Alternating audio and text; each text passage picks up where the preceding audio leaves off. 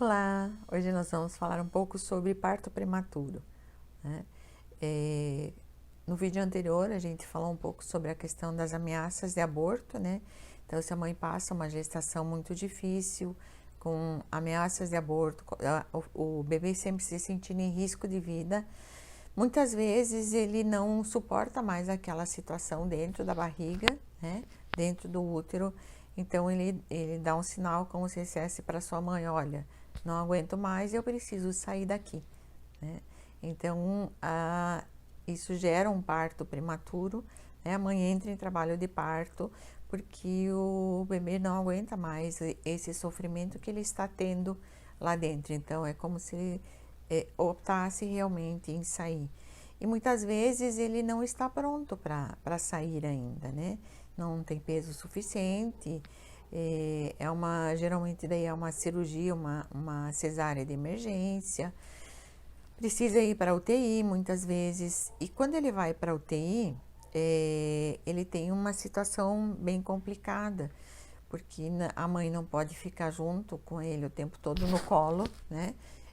Muitas vezes os pais conseguem ficar junto com o bebê, mesmo na incubadora, do ladinho, ou segurando a mão, mas estando próximo, passando energia, passando amor, passando carinho. Mas o que realmente mantém ele vivo são as máquinas, né?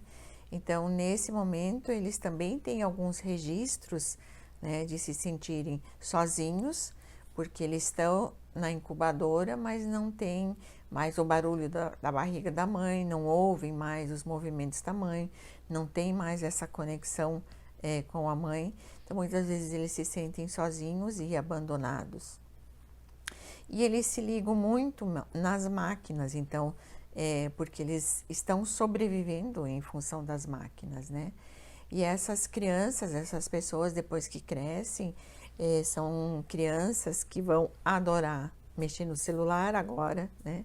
Todas já adoram, mas assim, essas crianças têm uma tendência mais a gostar de máquinas. Então, celular, computador, televisão, videogame, tudo que é eletrônico chama muito mais a atenção deles e eles ficam meio fissurados por isso, ligados nisso, porque foi a máquina que fez com que eles conseguissem sobreviver e terminar esse processo.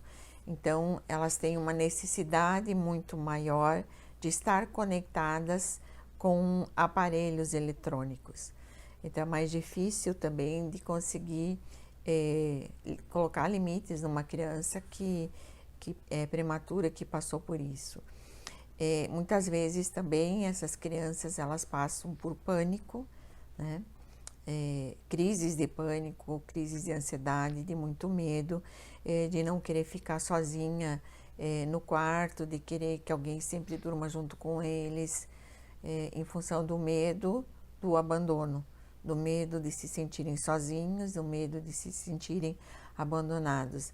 Então, nesse momento é importante que os pais consigam entender isso também, né? E estar cuidando desse medo dessas crianças também, né? Passando segurança, fazendo com que eles consigam se sentir seguros com a presença dos pais. De repente, eles têm medo na hora de dormir, né? Ficar junto com a criança, isso não significa dormir a noite inteira com a criança, né? Mas ficar junto com ela até ela dormir, dizer que você vai estar junto com ela até ela dormir, mas que depois você vai para o seu quarto. Então, é o processo também que se faz quando separa a criança, né, dos pais, quando a criança fica para o quarto e os pais no quarto deles. Mas a criança precisa se sentir segura.